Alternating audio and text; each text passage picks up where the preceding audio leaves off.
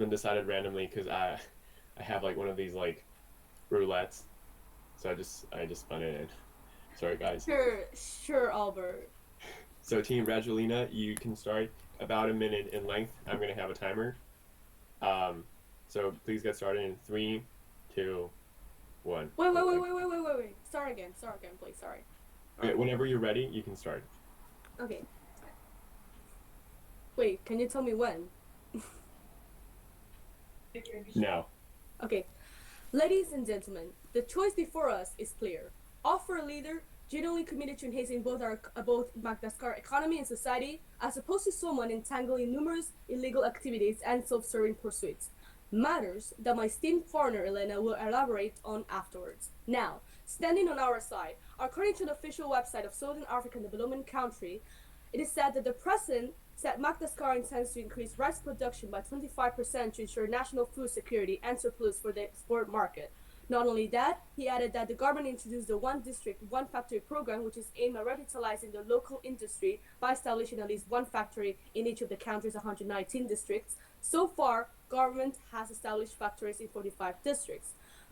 Moreover, to support agriculture production and facilitate market access, the president said the government is constructing a 100-kilometer pipeline for irrigation farming in the southern part of the country where the population experiences frequent water shortages. Furthermore, during COVID-19, a global issue, he took action by implementing measures to control the spread of the virus, ensuring access to vaccines and managing the economic impact of the pandemic. Well, the list does not end here, but now, Elena, bring it on. Okay, so these would be the arguments. I'd like to state, first of all, everything that I have on in the timeline is going to be supported by either Britannica or FDI intelligence. So first of all, the opposition, like Ravalomanana, became a sort of a dictator since there was some issues, struggles choosing a candidate. So in Madagascar, so Mark Ravalomanana just stepped in and named himself president, taking military control. This act alone shows a growing dictatorship in his ways, but he also suppressed press from the other side. Moreover, he also was, according to Britannica, charged of misappropriating public funds, corruption, if you may. Proof is that $60 million were spent in a private jet, which he yet hasn't justified how this would help the community. Moreover, he was also planning a deal with South Korea, which was stopped by our candidate, of course, where he planned to sell land to extract palm oil. First of all, this would like make the Madagascar, like the Malagasy land, even worse because it was already in deplorable conditions due to climate change. But this would also mean that half of the farmland would be lost in Madagascar, therefore causing famine amongst the population. Lastly, he lost power since international forces had to step in and tell him to like not like to lose control. So yeah, to like step down and like leave the control. And also the military, he lost military control since the army, after seeing everything that was happening and being like forced to like suppress the opposition team, stepped down and switched sides. And lastly, the courts found him guilty of murder of minimum of 30 deaths because during like a fight with the opposition team, he got the army, which before he was in charge of, to kill people from the opposite side. So maybe Rajoelina is not the best president, but compared to a murderer and dictator, he is definitely our best choice. Yeah, thank you. Okay, thank you, Elena, for that introduction. Now it is the time. It is time for the team supporting Ravalomanana to give their introduction. So here you've got the floor whenever you're ready to proceed with your introduction. You've got a minute, by the way. Good evening, everybody. I'm joined by Ilya, Valentina, and Samia, and we are going to be discussing why Mark Ravalomanana is a better president than Rajoelina, because he has shown exemplified visionary leadership in Madagascar, and we are going to be talking about how it's evident that Ravalomanana's commitment to economic development, social progress, and democratic values sets him apart from Rajoelina, who is corrupted and cruel to his citizens.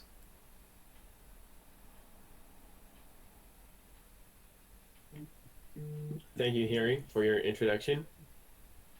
So having said this, rebuttals, well, I mean, not rebuttals, sorry, arguments and rebuttals both are open to the team in favor of Rajoelina. So you can start rebutting and arguing your case.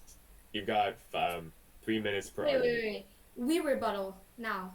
Yeah, well, you can present your, well, you already presented your argument. We don't really have a lot of material to rebuttal on. May I just... Because, like, it was an introduction. I think he has, like, to state the arguments with that introduction, right? Well, or you can just, you present your arguments and later... yeah, that would make more sense so we can rebuttal more. Because that basically was just introduction, so... So, yeah, introduce your arguments. You've got 3 minutes per argument.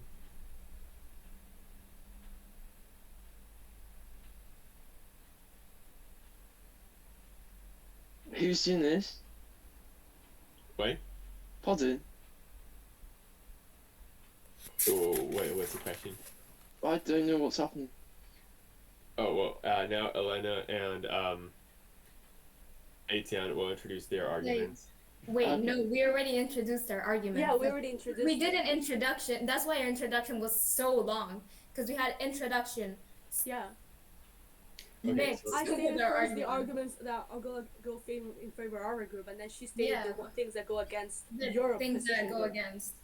Okay, so in that case, the team in favor of Ravalomanana. So Harry, Valentina, Samia, and Ilya, you can introduce your arguments.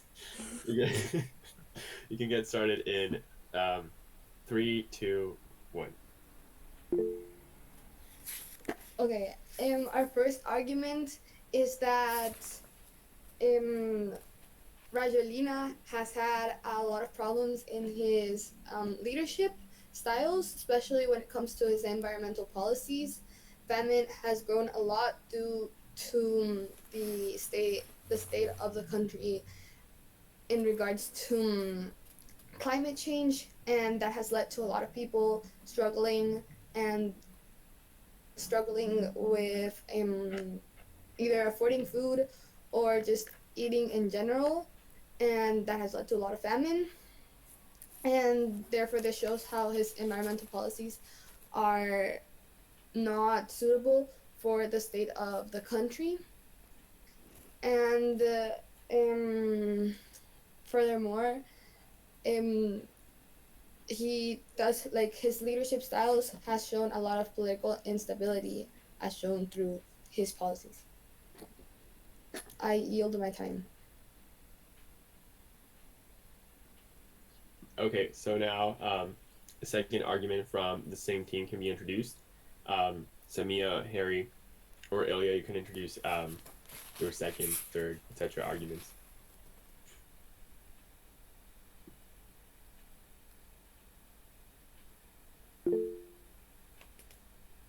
Yes, Ilya. All right. Ladies and gentlemen, I stand before you today to shed light on the notable efforts of MARC Ravalomanana in the reduction of corruption during his presidency in Madagascar. Ravalomanana recognized that corruption posed a significant obstacle to the nation's progress and, in response, implemented a series of strategic measures to combat this pervasive issue. Firstly, he established the Independent Anti-Corruption Bureau, the BINNCO, an institution dedicated to investigating and prosecuting corruption cases independently. By creating such a body, Ravalomanana demonstrated his commitment to addressing corruption at its roots, ensuring that those who engaged in corrupt practices would be held accountable. Secondly, the administration focused on promoting transparency in government operations. Ravalomanana understood that an informed oh my god public is powerful deterrent against corruption. By making information about government activities readily accessible, he sought to minimize the veil of secrecy. Okay, I finished.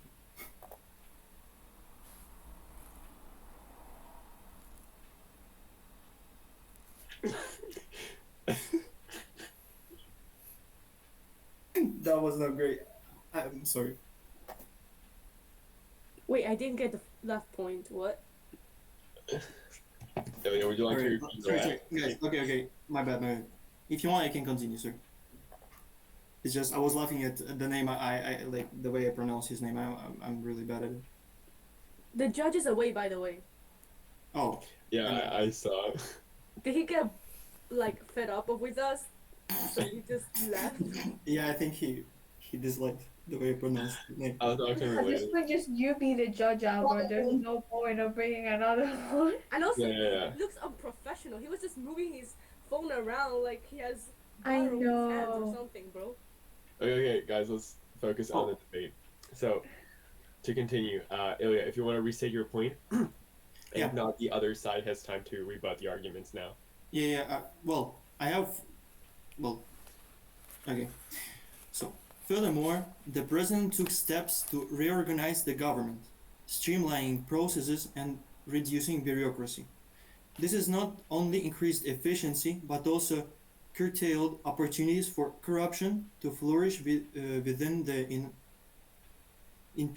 intricate web of administrative procedures. Oh God. In conclusion, MARC Ravalomanana's commitment to reducing corruption in Madagascar was manifested through a comprehensive approach. The establishment of the BINCO, promotion of transparency, government reorganization, legal reforms, and support for whistleblowers was brought a lot of impact towards the reduction of corruption. Thank you. Thank you, Ilya. If the team in favor of Ravalomanana does not want to add anything, then the team in favor of Rajoelina can now rebut the arguments. Okay. What's the time? Are we not gonna get time? 2 Please minutes don't. and a half. Please don't time it. Okay, I think we can. Okay, so I have three main arguments noted down. First of all, you talked about economic development, but our question is at what cost? Because as stated beforehand, I'm just gonna call him Mark, okay? Mark got $60 million from a public fund, and that's obviously not really towards economic development in Madagascar, since it's stealing from those families, which you already stated are in deplorable conditions. Moreover, mining, trying to sell to South Korea half of the Madagascar farmland is also not a really good idea for economic development, since the main economy of Madagascar is farming itself, agriculture. So I don't really see how he would bring economic development at all. Secondly, climate change. For this argument, the first thing is climate change is an indirect problem, let's state that, because it affects every country, rich or poor. And you didn't really compare policies. You just said like, oh, the policy he has made is not really working. But at least he made a policy, unlike Mark, which you didn't really compare or contrast his policy. Moreover, yet again, correlated with the South Korea deal he was planning on passing, extracting oil from Madagascar land will increase the droughts, and that is not really going to help climate change or any sort of like causing like it will just cause the soil to be even more dehydrated. And lastly, the last argument about measures and corruption measures. Do these measures apply to him? Because yet again, obviously these policies could not have affected him, and because nobody stopped him from stealing those $60 million to spend in a jet. And yeah, and moreover, compared to Rajoelina, he has never stolen, and there's no corruption fund that the opposition team has presented. So obviously, these corruption measures in his side do not apply to him, and if it doesn't apply to his own president, then we can see how there's an unbalance of powers, and it's leading to a dictatorship. Yeah, that's the main rebuttals. All right. So wait, is there time for me? Yeah, you can have Okay. 2 additional minutes. Okay, so going against what Ilya said about the anti-corruption thing. So according to this website that I got, which is U.S. Department of State, which is the country reports on human rights practices in Madagascar during the during the period where the President Marc Ravalomanana was elected in December 2001, and under his rule, it is said that although the government generally respected the human rights of its citizens, however, there were problems in some areas. For example, security forces used lethal force to disperse demonstrations, which resulted in numerous injuries and one death, as well as how prison conditions were harsh and life-threatening, and that the government at times limited freedom of assembly. Women continue to face some societal censorship, and societal discrimination, child labor occurred, and all of those. And so, under all of these such aspects that I've just mentioned now, can you still tell me that under his rule, it was, despite his uh, he what he said about the anti-corruption, this kind of demonstrates the opposite of it. All right, thank you. And sorry for the dog noises. All right. Thanks, Jan. So now, if the team in favor of Ravalomanana would like to respond to those rebuttals and arguments, you've got 2.5 minutes each. Go ahead, Harry. I would like to argue that the sale of land to South Korea by Marc Ravalomanana might have been part of a larger economic development initiative, because such deals where the land isn't worth that much to Madagascar and they got loads of it, it's the 4th largest island in the world, it'll attract foreign investment from a rich country like South Korea and stimulate economic growth, because there was definitely a lack of jobs at the time in Madagascar, and the Malagasy people needed these opportunities. And also regarding climate change, mentioned that his policies weren't the best, but climate change is a global challenge, and I don't think a country like Madagascar is affecting it that much, because they don't have much power to change how they produce things and get their products, because they'll be importing things from wherever's cheapest so that their citizens can afford it, like China or Korea, and a lot of the consequences of these decisions are of the decisions that those countries make, and I feel like it's important that we understand that leaders face difficult choices with long-term consequences, because there could have been nothing that you could do about the climate change that you could sit here and applaud, because they didn't have the resources for that, yet he was doing well to create the jobs, and that's what Madagascar require at the moment, rather than Rajoelina trying to fix the world with climate change, because that's ultimately not what's going to save their people, because climate change will happen regardless of what Madagascar do.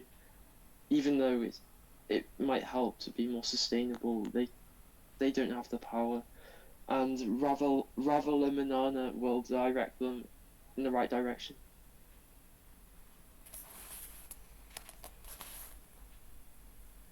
Thank you, Harry. If anyone else in support of Ravalomanana wants to add any arguments, now is the time. Or rebuttals. Samia, Valentina, Ilya? No? Okay, in that case, the team in favor of Rajoelina, you've got the floor to rebut and counter argument. Okay, so the second rebuttal, I noted 2 things down. First of all, I noted that you said this land, the Madagascar land, is not worth that much to them, but yet again, based on Britannica, he was trying to sell half of the farmland. So that is 50%, and I cannot stress this enough, that agriculture is the base of Madagascar's economy. So if we take away that fund for most people, they will just be living off South Korea, living off the tourists from Europe. So they will not gain further economic autonomy. The only economic autonomy Madagascar has is their lands. So if we sell those lands to foreign people, then they're obviously going to be more controlled by their exteriors rather than being a more independent sovereign country. Then you quote unquote said they don't have much power to change climate change, and that's a fallacy because you are contradicting your own argument. So let's run down the argumentative line. First of all, your argument was that Rajoelini's policies are not good enough. What we said is, hey, yeah, his policies are not good enough because climate change is a very big issue and it's indirect to his reign. So climate change, as you said, will happen regardless. And then third of all, you literally give us the reason in your rebuttal, you're saying, yeah, but it'll happen regardless, Madagascar does it or not. So you're basically giving us the reason that, okay, maybe his policies are not the best, but he did place policies. Yeah, that's the main rebuttal.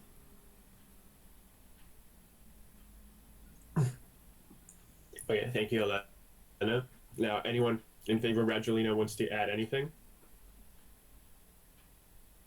In that case, team in favor of Ravalomanana, you can. Okay, cool. Team in favor of Ravalomanana, you can add arguments or rebuttals, and if you don't have any, we're going to proceed with conclusions.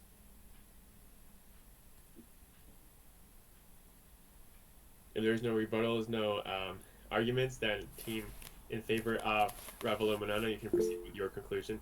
Okay, Harry, you've got a. I would like to say that the inclusion of South Korea in their plans to improve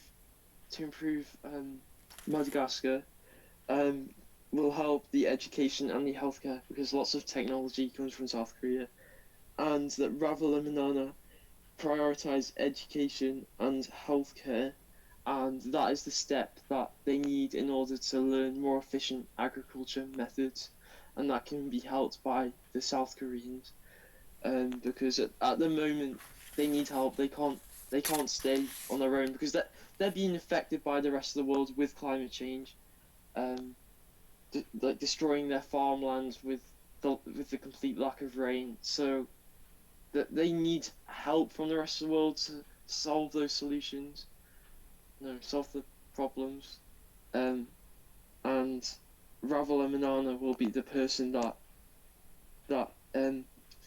allows people to go above the poverty line, because I think 75% of people are struggling, and that's 75% of people are below the poverty line, and that's because of the recent reign of Rajoelina, and I think anything different than Rajoelina will be a positive for the country, and I think the right way forward is Ravalomanana, whose experience, he's quite old as well, he's 73, so he'll have had a good education back in the day, and he's not French because Rajoelina is part French, and at the end of the day that's illegal to run for president and not be from that country.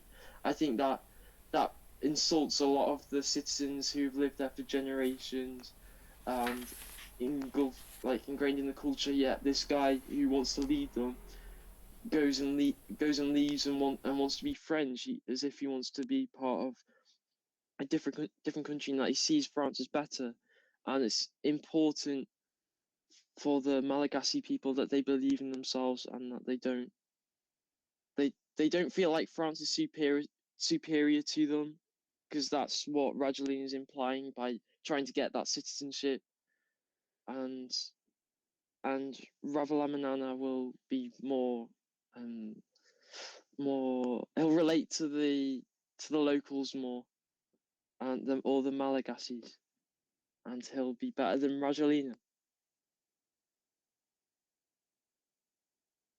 Okay, thank you, Harry. Now, having listened to all the arguments, all the rebuttals, we're now going to proceed with concluding statements. So the first team to proceed with those, according to how we started, would be the team in favor of Rajoelina. So Elena, Etienne, you have 2 minutes to conclude. All right, so in brief, in conclusion, as we have clearly seen from this course of the debate, we have stood in our position, and we have rebutted to the arguments that were given from the other opposing team. And throughout the course of this debate, we have seen that there were many times that they have contradicted themselves, which Elena rebutted to it. And then, for example, one of them was the claim of the commitment to anti-corruption, but then with the evidence of another more official website, it has been said that it is not true. In contrast to what has been stated, it is rather not as anti-corruption, such the claim. And then also from the part of Elena, it has been said that against the argument of that their opposing leader is better in the sense in terms of economy.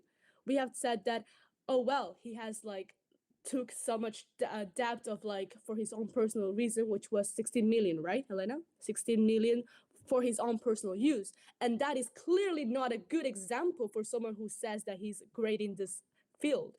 So more likely, we firmly believe that we have won this debate. All right, there. Okay, thank you. Now, team in favor of Ravalomanana, you can proceed with your concluding statement. 2 minutes. 2 minutes. I think Samia was supposed to do conclusion, but she's not here anymore. She left like a second ago. So if Harry, Valentina, you want to conclude, or Ilya, you can conclude. 2 minutes.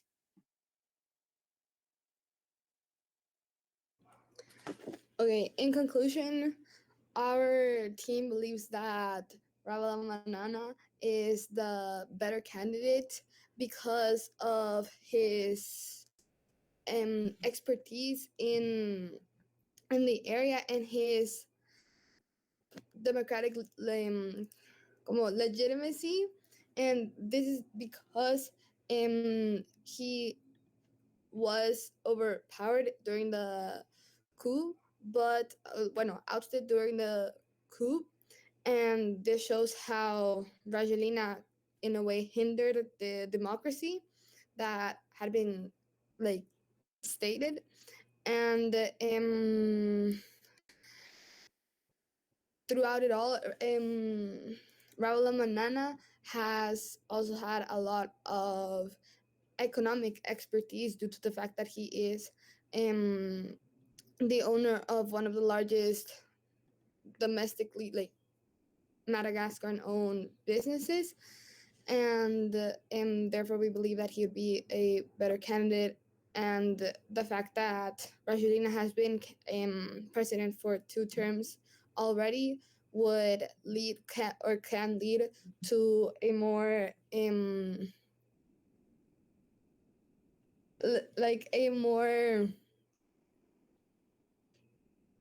a longer term of his candidacy and can hinder the democracy. Yeah. Okay, thank you, Valentina. With that, we finished this debate. Now, well, thank you for debating. Now, Hindolo, if you want, we can just chat for 2 minutes on WhatsApp to decide who the winner of this debate is. Afterwards, you announce it, and later you'll just introduce yourself to our members who are still in the call, so they know who you are, kind of. So give us 2 minutes.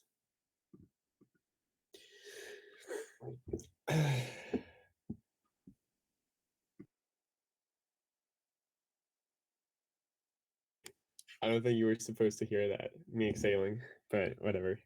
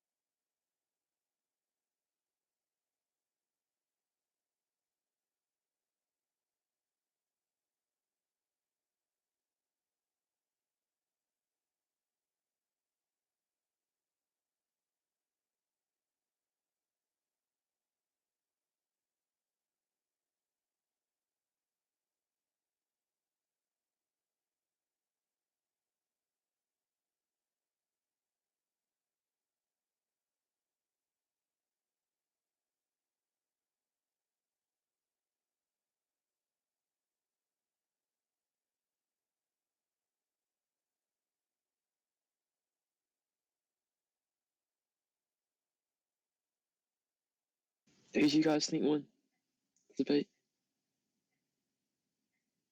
Huh? I'm not sure, but we came all unprepared. Yeah, we're not so- sure because you brought like at the last second those points about him being French. I was like, fuck.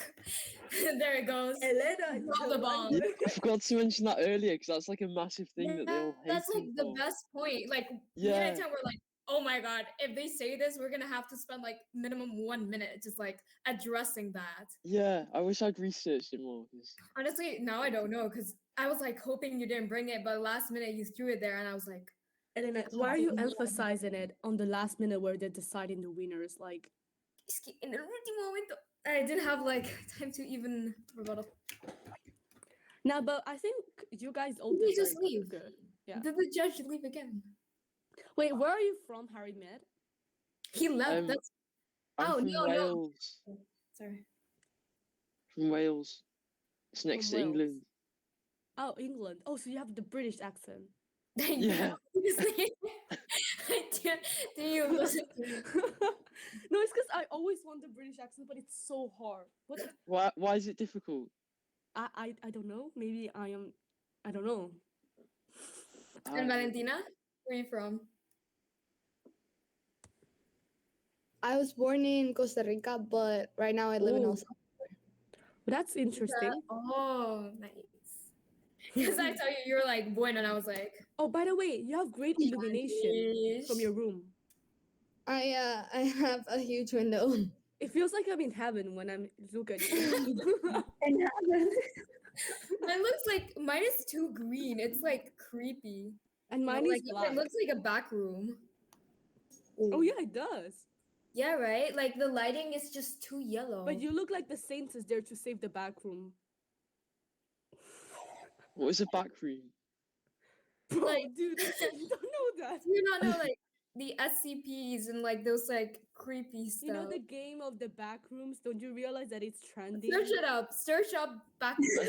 This game- Yeah, dude, I search think it up, you're really search it up. outdated. It does look like a back room because it's like Yeah, it does. fizzly and Oh my like, god, it does. That's so creepy, Elena. Where are you? Have you been Especially the kidnapped? corner, the room, corner. guys. This is my room. Oh, by the way, I love how just No light. Ilya, the guy Ilya, when he opens his camera, With the we just- background. There's always It's something so going funny. on. Like, I just could not. what?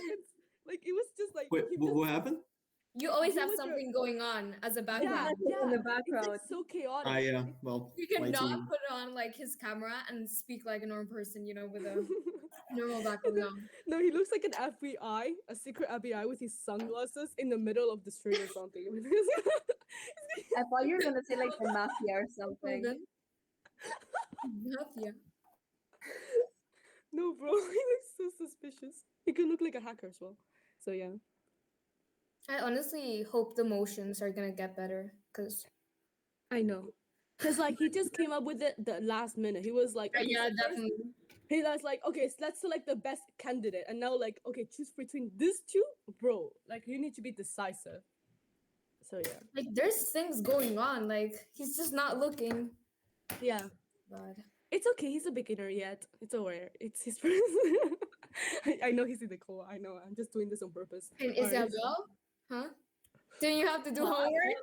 We're gonna address the issue. I didn't say anything. I was just like there watching everyone. Yeah, You could have participated. I joined late, but yeah, you guys did like so good. I was so impressed generally. Bro, I did not prepare Everybody anything. did. I was just like, I just started last For minute the because little Elena was time like- and the little resources, Albert. Albert, what's up with the judge, by the way? He's- we were on a call. So he's coming back. So there's gonna be like the team who won and like the best speaker as well. Because Elena. we kind of talk and like Bro, but he missed the first introduction, by the way. That's really. it is true, but You should have said. You should have at least said that. Okay, wait till the judge comes. no, because we were waiting. But I thought in the end he Yeah, was. you didn't came. Oh Yeah. wow! So meaning that you just Wait. regarded me? Does that? 1v1. Okay. Good morning. No, good afternoon. No, good evening. Okay, so My guy is about to speak. If Yeah. you want to speak, so Hindolo, whenever you wish.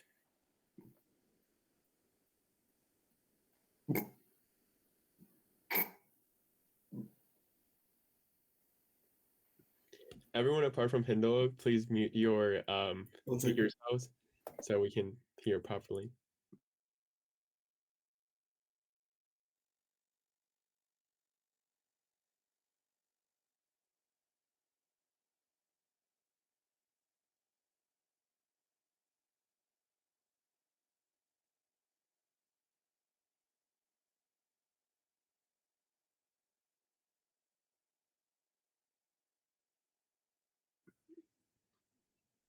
I think there were some problems with the rain back in Sierra Leone, but handle it whenever you can.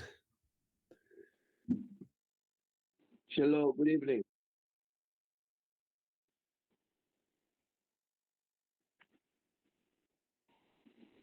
Yes, good evening. Can everyone hear me? All right, so once again, my name is Hindolo Stephens, and I've been assessing the debate so far, and I'm joining you guys from Sierra Leone,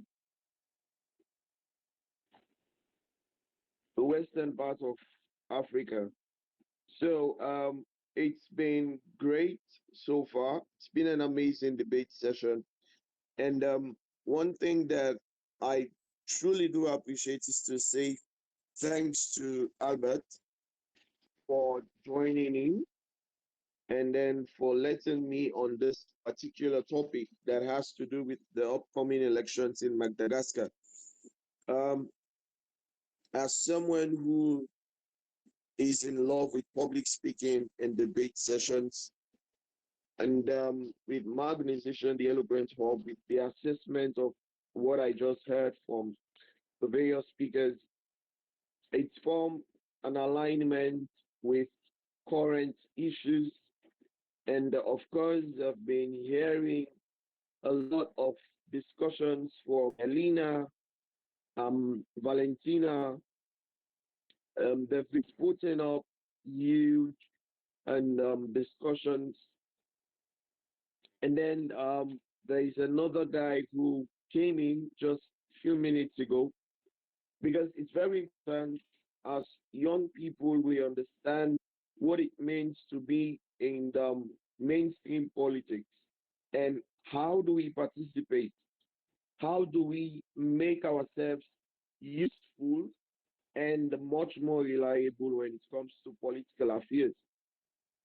When people say young people are not relevant, or when we have these discussions of political issues and debates, um, people tend to have this phobia, this fear when it comes to political matters.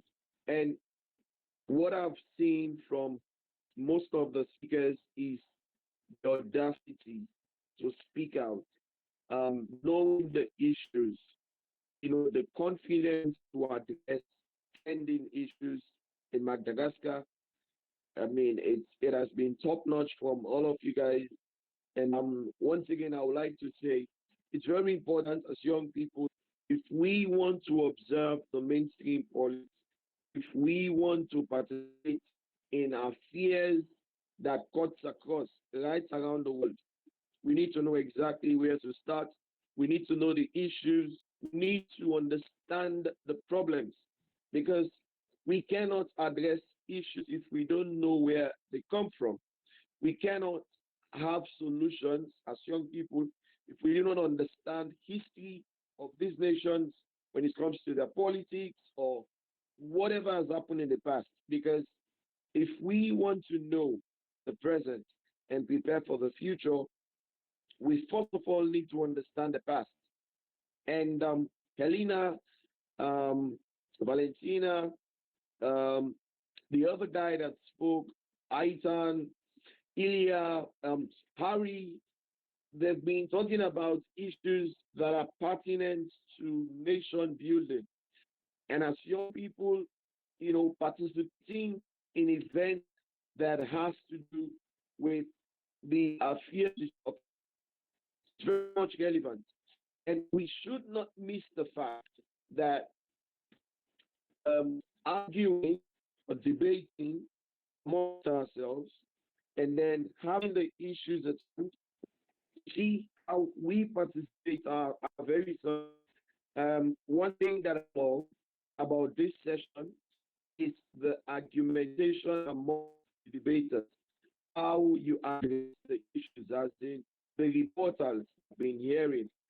When Helena, raised an issue, of course, when she talked about climate change, when she talked about the political atmosphere, when she mentioned some of the issues, it's amazing how, as young people, we understand these issues much more than people. The reason why we have this notion of limitation is because people don't understand that young people have answers, that we can provide solutions to issues. So when these debates, argumentations are this, arguing amongst ourselves, and what I've observed, Albert, you're doing, something very much unique, to bring young people together to see how we discuss these issues. And again, I would like to state this, that debate is everything. When we have these arguments, when we have these discussions, when we compete amongst ourselves or when we exchange ideas, it's sending a strong signal that yes, we are ready for what's coming.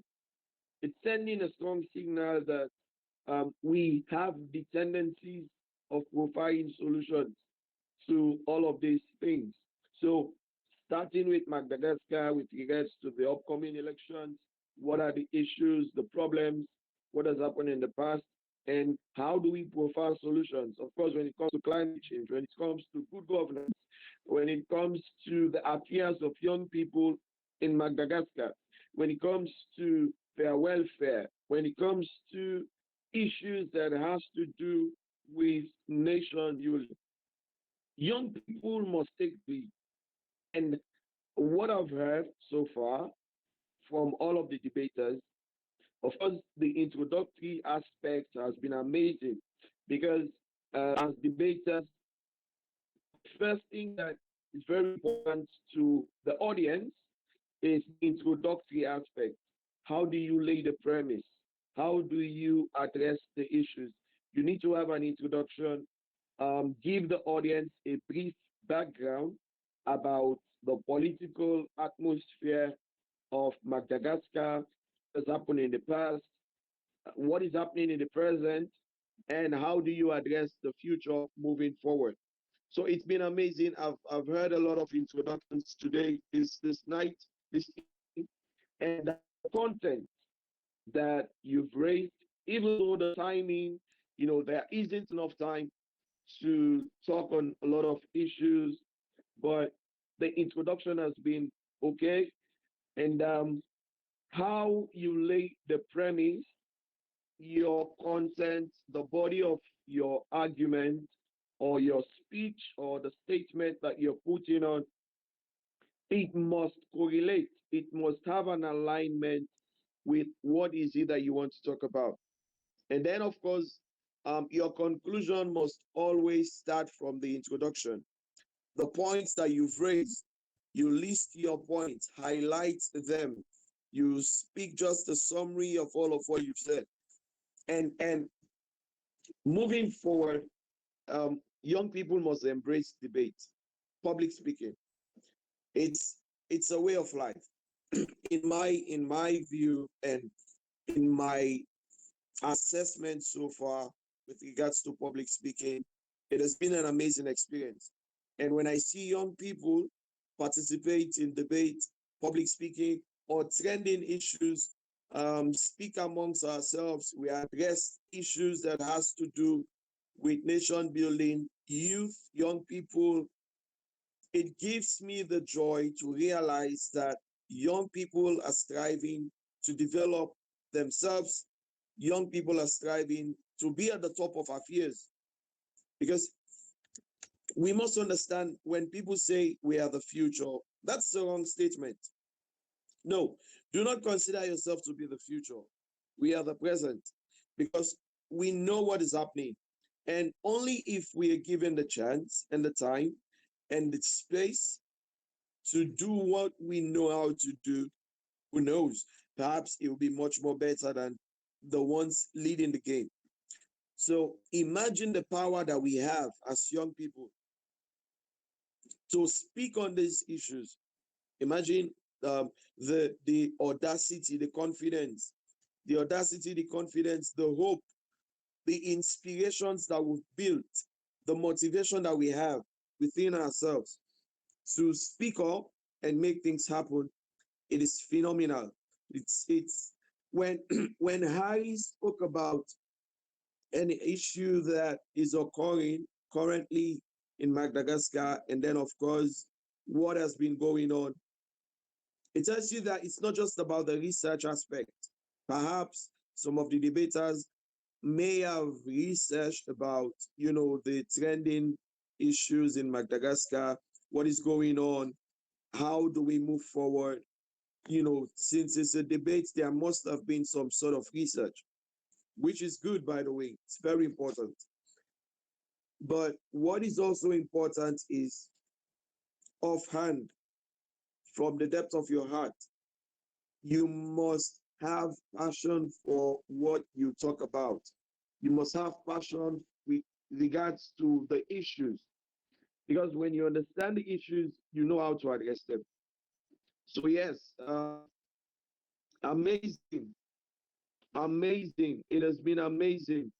And um, so, my organization is actually coming up with our first school debate and public speaking championship.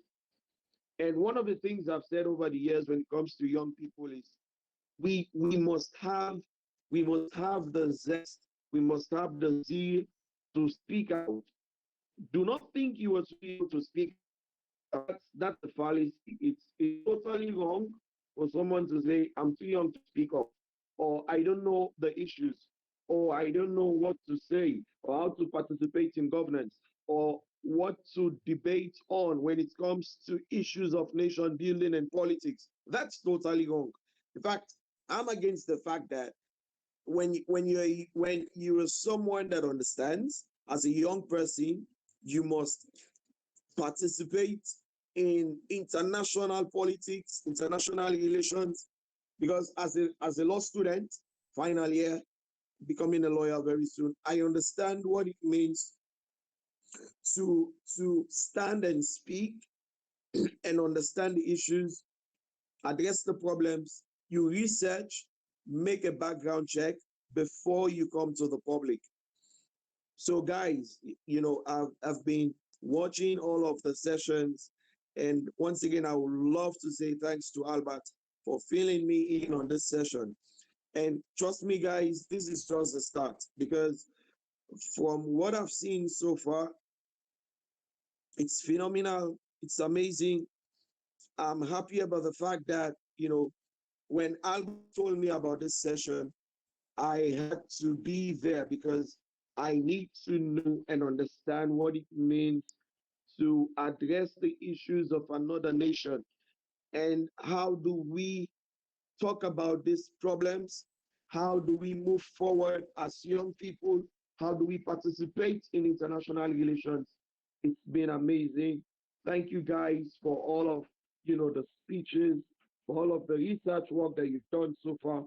And I would love to be having these sessions so that in moving forward, we'll get to understand international relations, politics, youth affairs, climate change, um, everything that cuts across the board. We need to understand them. Thumbs up, guys. I so much love the session. Thanks to Elena, of course, to Harry, Valentina. All of you guys have been amazing. And keep it up, guys. Let's do this. Let's do this. We have to. There is absolutely no way that we can keep away from politics or from international relations or poking our nose into someone else's affairs. We need to. We have to. We need to understand all of these issues. Thank you, guys. let's keep in touch. And of course, I'm still observing the session.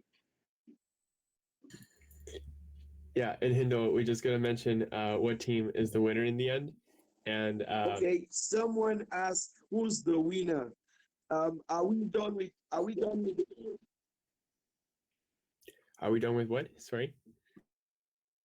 Yes, I saw someone mention who I saw someone who's the winner though.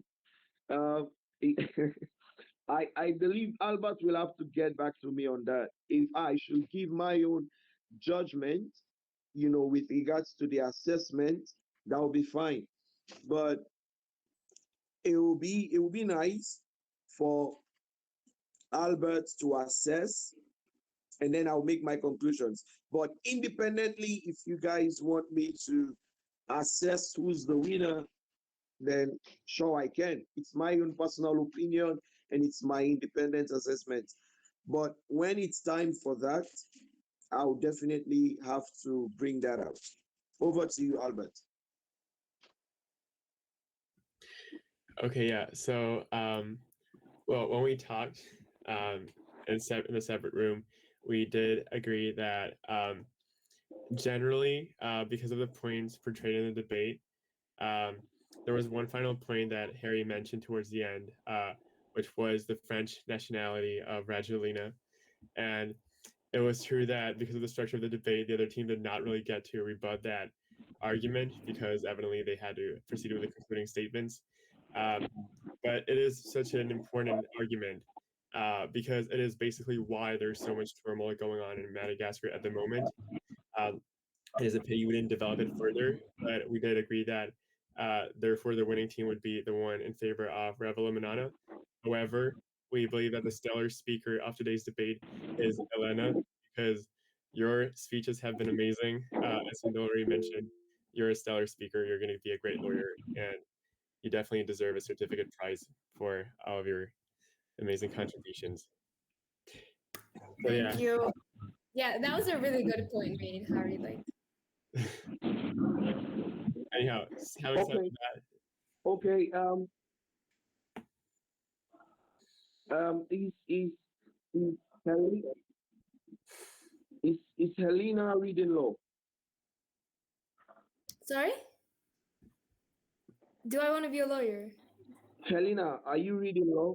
Are you Yes, studying law? I want to study law, but I do read it.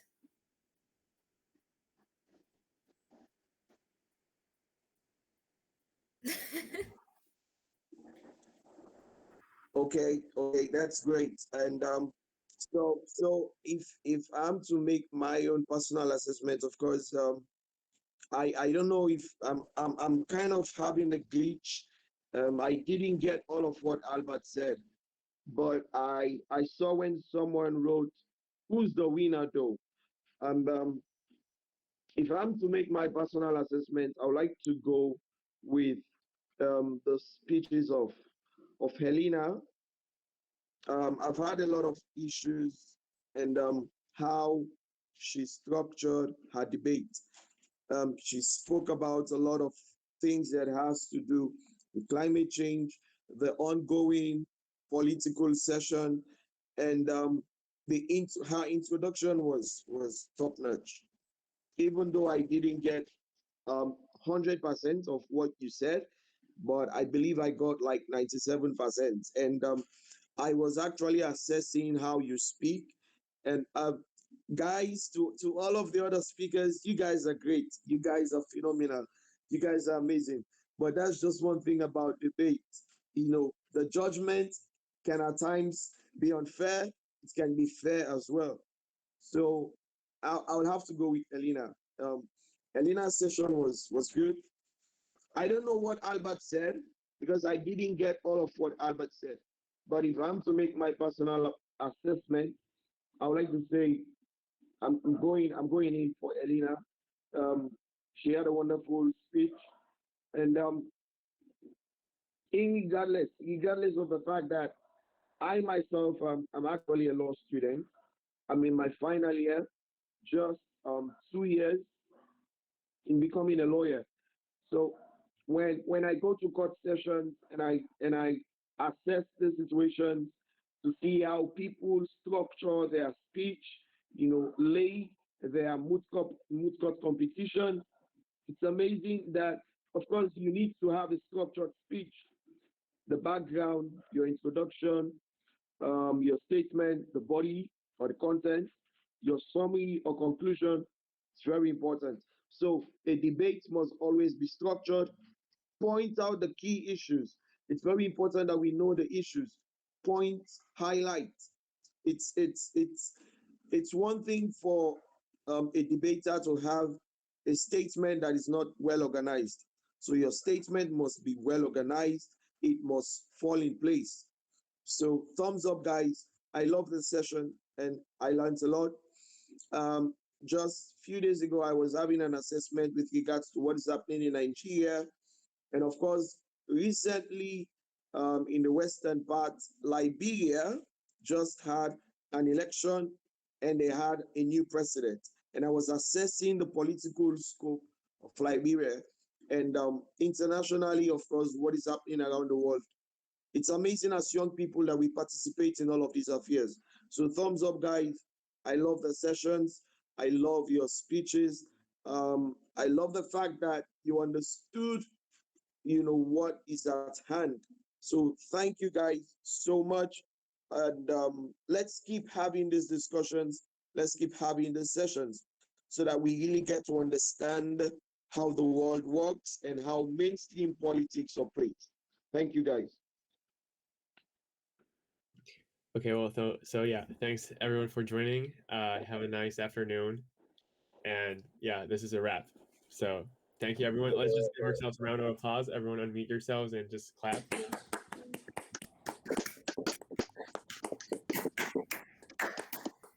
And having done that, well, Wait, can I ask, Hindolo, what type of law are you specializing on?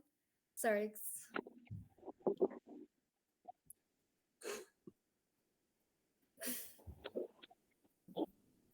Yep, yep, yep. A round of applause for each and every one.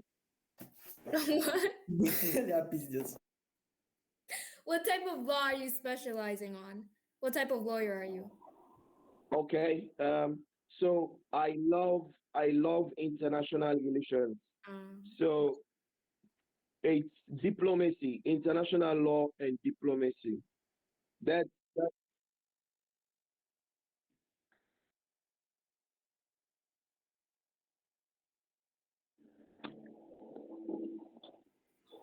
Hello, can you hear me?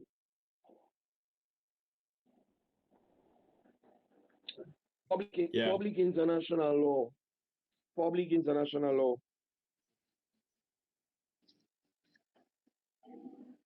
Okay, thank you. Yeah, I just had that. Issues that has to do with international relations, public international law. Yeah, public international law, diplomacy. These are my expertise areas, and it gives me great joy to really understand what it means, as a lawyer to have an assessment of international relations.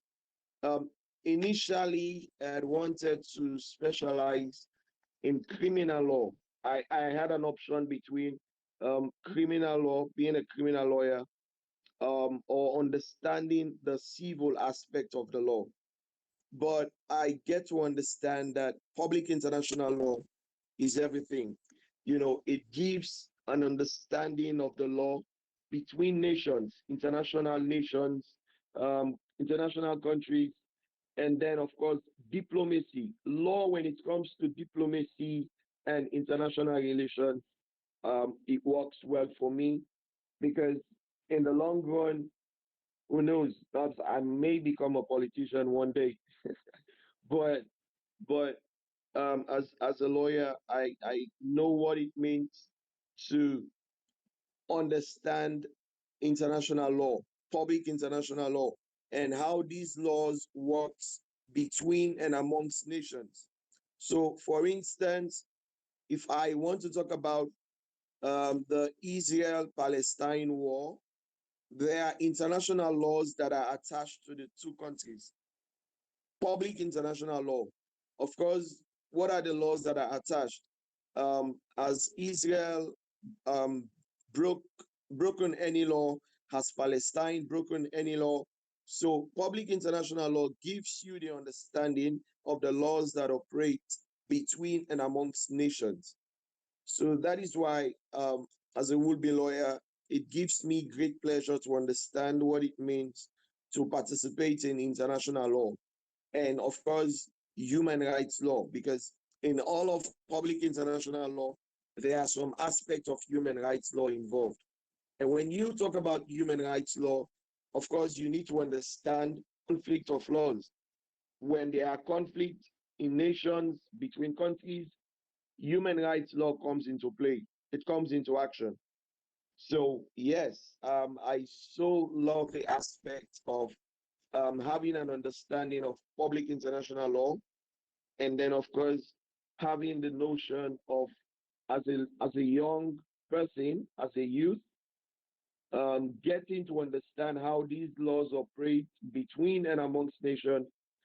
You can actually argue in court, argue in panel discussions, youth debate sessions, in the political mainstream governance. So it cuts across every spectrum. To understand the issues and the facts, as a lawyer, you need to have your facts. They say a good lawyer worries about facts. A great lawyer worries about his opponent. So I want to worry about what the next man thinks, what my opponent is thinking about. So yes, I believe in the long run we'll definitely get to achieve our desires. And I would love to see Elena becoming a lawyer someday to really argue and understand that, yes, as young people, we need to get the nukes. We need to understand everything. So it's been great. It's been great. Okay, yeah, thanks. Okay, so now, yes, this is finally a wrap. Well, thank you everyone for attending. Thank you so much, Hindolo, for being our judge today. You really motivated us, and you really, you brought through your passion to all of us, and you really make us motivated to continue with these sessions. So, having said all of this, thank you so much. Thank you. Yeah. Oh, by the way, I'm not a guy. Just saying, I'm a girl. Yeah. Okay, no. It's not. No, okay. Anyhow, thanks, Hindolo. Thanks, everyone, and see you in the next session. Bye. Thank you. All right. Bye. Thank you. Bye. Bye. Thank you, guys. Thanks, Hindle.